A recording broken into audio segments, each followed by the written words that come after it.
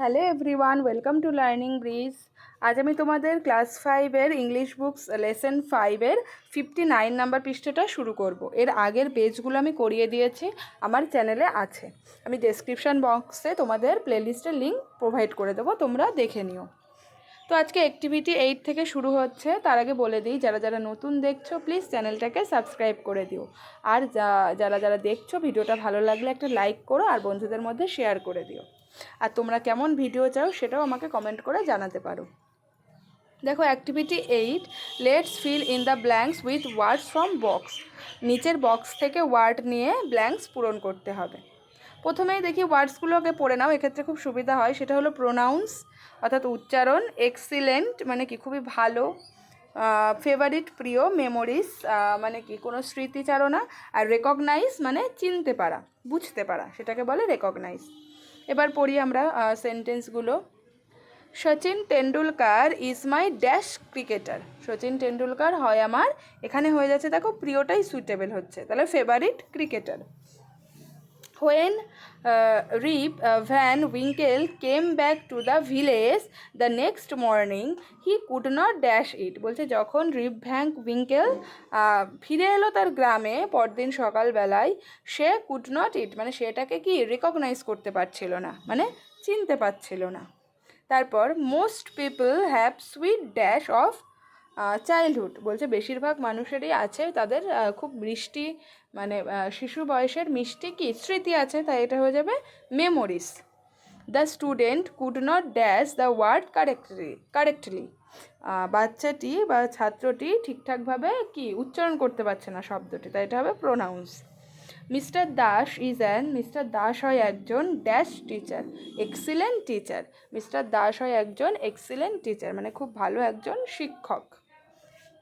এরপর দেখো অ্যাক্টিভিটি 9-এর A, let's identify the subject and predicate in the following sentence. সেই বাক্যের দুটো অংশ তোমাদের আগেও ছিল, সাবজেক্ট প্রেডিকেট সেখানে শিখিয়েছি। বাক্যের দুটো অংশ থাকে, একটা সাবজেক্ট, একটা হলো প্রেডিকেট। তার মধ্যে সাবজেক্ট বলতে যার সম্পর্কে মানে কোনো কিছু বলা হচ্ছে সেটাই হলো সাবজেক্ট, যাকে নিয়ে কথা বলা হচ্ছে বাক্যে। আর তার সম্পর্কে কি বলা হচ্ছে বা তাকে নিয়ে কী কথা বলা হচ্ছে সেই বাদবাকি অংশটাই হয়ে যাবে প্রেডিকেট। তাহলে প্রথমে পড়ি। One day he told us the story the ox and the frog from Aesop's fables.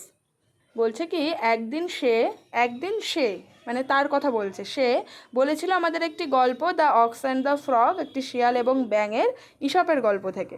তাহলে এখানে কার সম্পর্কে কথা বলছে? তার সম্পর্কে কথা বলছে, যে সে আমাদের গল্প বলেছিল। তাহলে ওয়ান ডে হিটা হয়ে যাচ্ছে সাবজেক্ট এবং তার সম্পর্কে আমরা যেটা বলছি বাদবাকি অংশটুকু হয়ে যাচ্ছে প্রেডিকেট। নেক্সট দেখো, বিডি রয় টট আস ইংলিশ। বিডি রয় আমাদের ইংরেজি শিক্ষা দিতেন।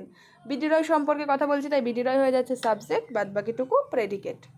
তারপর এটা, he was a small man and he took great care to ensure that we pronounce English correctly.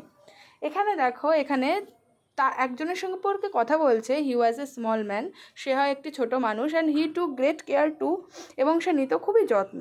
এইবার যে দুটো হি আছে, দুটোই তো কোনো একজনের সম্পর্কেই কথা বলছে দুটোতেই, তাই এখানে এই দুটোই হিটা হয়ে যাবে সাবজেক্ট, ঠিক আছে।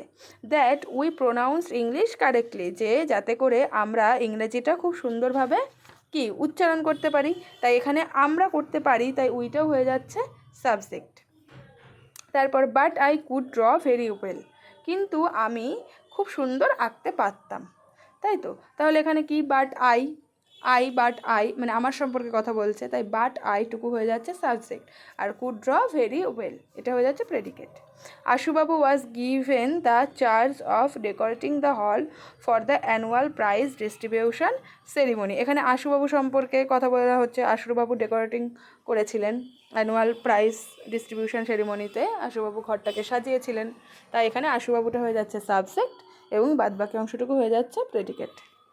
পর দেখো অ্যাক্টিভিটি 9-এর বিতে ওই সাবজেক্ট প্রেডিকেট যে আমরা আলাদা করলাম সেটাকে তোমার আলাদাভাবে ছক করে লিখতে হবে। তোমরা এখানে তো দেখে নিলে, তোমরা এখানে লিখে নেবে, এটা আমি আর বলছি না, তোমরা এখানে লিখে নেবে। এরপর একটু নিচে চলে আসো, লেটস লার্ন কি আছে দেখি। Let's look at the following sentence. Ravi is playing football. Ravi খেলা করছিল football. The children are singing, বাচ্চারা গান গাইছিল। আই অ্যাম রাইটিং এ বাচ্চারা গান গাইছে। I am writing a letter, আমি একটি চিঠি লিখছি। এই দেখো কি একটা জিনিস খেয়াল করো যেগুলো অন্য কালারে রয়েছে। রাভি মানে রবি একজন সম্পর্কে বলছে। Is playing football, Ravi football খেলা করছে। কোনো কিছু করছে, হচ্ছে, ঠিক আছে, খাচ্ছে, মানে চলছে কোনো কাজ বোঝালে সবসময় যে ভার্বটা থাকে সে ভার্বের সঙ্গে আইএনজি যোগ হয়। যেমন প্লের সঙ্গে আইএনজি যোগ হয়েছে, দেখেছো?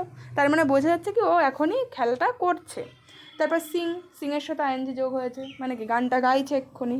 রাইটের সঙ্গে আইএনজি যোগ হয়েছে, মানে কি আমি লিখছি। এটাকে বলে present continuous tense. Present continuous tense মানে কোনো কিছু চলছে বোঝায়, কোনো কাজ আমরা করছি। যেমন আমরা এখন বই পড়ছি, ঠিক আছে, উই আর রিডিং বুক এইরকম কোনো কিছু চলছে বোঝালে। এবার সেক্ষেত্রে আরেকটা কিছু নিয়ম আছে, সেটা হলো প্রেজেন্ট কন্টিনিউয়াস টেন্স যখন হবে ভার্বের সঙ্গে তো আইএনজি বসবেই, তার সাথে সাথে সেখানে একটা অক্সিলিয়ারি ভার্ব আনতে হবে, অর্থাৎ অ্যাম ইজ আর। প্রেজেন্ট টেন্সের ক্ষেত্রে অ্যামিজার আনবো, পাস্ট টেন্সের ক্ষেত্রে ওয়াজ ওয়ার আনবো। মানে বর্তমানকালের কাজের ক্ষেত্রে আমরা অ্যামিজার আনবো, আর অতীতের কোনো কাজ বোঝালে সেক্ষেত্রে আমরা ওয়াজ ওয়ার আনবো, বর্তমানে অ্যামিজার আনবো। এখানে দেখো এবার অ্যামিজার কোথায় বসে তোমরা সকলেই জানো। অ্যাম বসে কোথায়? আয়ের পরে শুধু অ্যাম বসে। সিঙ্গুলার নাম্বার যখন বোঝায়, অর্থাৎ এক বচন যখন বোঝায়, রবি মানে কি একা, তখন রবির পরে সবসময় ইজ বসবে। এবং যখন প্লুরাল বোঝায়, মানে একের বেশি জন বোঝায়, তখন সবসময় কি বসে না আর বসে। ঠিক আছে, তাহলে আমরা জানতে পারলাম কোনো কাজ চলছে বোঝালে সেটা হয়ে যাবে প্রেজেন্ট কন্টিনিউয়াস টেন্স। আর সেটার গঠন কি হবে?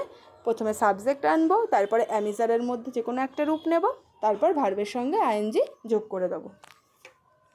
এবার নিচে আসো, দেখো অ্যাক্টিভিটি 10 আরও ভালো করে বুঝতে পারবে। এটা প্রেজেন্ট কন্টিনিউয়াস টেন্স দিয়ে ব্ল্যাঙ্কস পূরণ করতে হবে।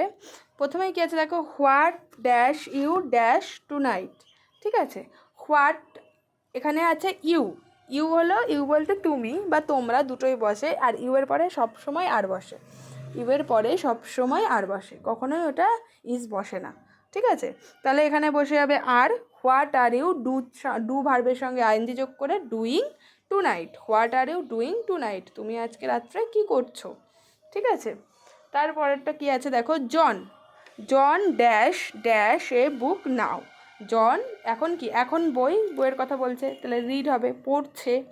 যেহেতু পড়ছে আছে, দেখো একটা ভার্বের সঙ্গে আইএনজি যোগ হয়েছে, রিডের সঙ্গে আইএনজি যোগ হয়েছে, এবং সঙ্গে সঙ্গে জন যেহেতু একা ছেলে, এক বচন বোঝাচ্ছে, তাই ইজ এসেছে। তাহলে জন ইজ রিডিং এ বুক নাও। তারপর আলী অ্যান্ড সুদীপ দুজনের কথা বলছে, তাই এখানে বসে হবে are. Ali and Sudeep are walking late today. তারপরটা কি, মিতা বলতে একজনের নাম বলছে, তাই Mita is listening to music, Mita গান শুনছে। এরপর আছে রাজু যেহেতু সিঙ্গুলার বচন, তাই রাজুর পরে ইজ বসেছে। Is sitting next to Sunil, Raju সুনীলের পেছনেই বসে আছে। হাউ মেনি আদার স্টুডেন্টস, স্টুডেন্টের সাথে এস যোগ আছে, স্টুডেন্টস, তাই এখানে হয়ে যাবে আর স্টাডিং উইথ ইউ। তারপরটা দ্য ফোন ইজ রিঙ্গিং, ফোনটি বাজছে, দ্য ফোনের পরে ইজ বসবে, ইজ রিঙ্গিং। তাহলে বুঝতে পারছো প্রেজেন্ট কন্টিনিউয়াস টেন্স, প্রথমে সাবজেক্ট, তারপর অ্যাম ইজ আর, তারপর ভার্বের সঙ্গে আইএনজি যোগ। এরপর অ্যাক্টিভিটি 11-এ কী বলেছে, right 5 sentence to describe your self. তোমার নিজেকে বর্ণনা করার জন্য 5টি বাক্য লিখতে হবে। প্রথমে তোমার নাম লিখতে হবে, ইউর নেম অ্যান্ড এজ। প্রথমে এইভাবে লিখবে, my name is dash, I am 10 বা 11 ইয়ার্স ওল্ড, যার যেরকম বয়স।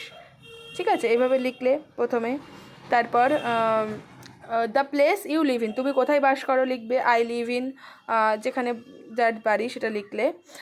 তারপরে আই রিড ইন, তোমার স্কুলের নাম লিখবে, আই রিড ইন স্কুলের নাম লিখবে।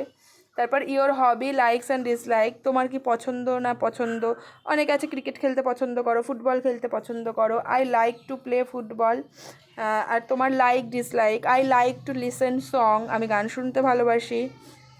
ডিসলাইক, এবার তোমাদের যেটা অপছন্দ সেটা লিখবে। ঠিক আছে, আর এখানে তোমার হবি লিখতে বলেছে, হবি কি সেটা লিখতে হবে। What you want to be when you grow up, এবং তুমি বড় হয়ে কী হতে চাও। ঠিক আছে, I want to be a teacher or doctor, যেটাই হোক তুমি লিখবে।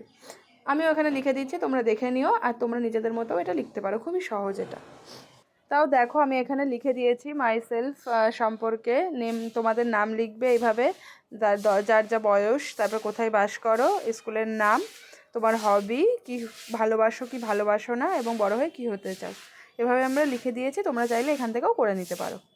তো ভিডিওটা এই অবধি থাকছে, দেখা হবে পরবর্তী কোনো ভিডিওতে। আমি তোমাদের এই বইটা তো শেষ করাবোই, এছাড়াও তোমাদের অন্যান্য বইগুলোও আমি করিয়ে দেবো।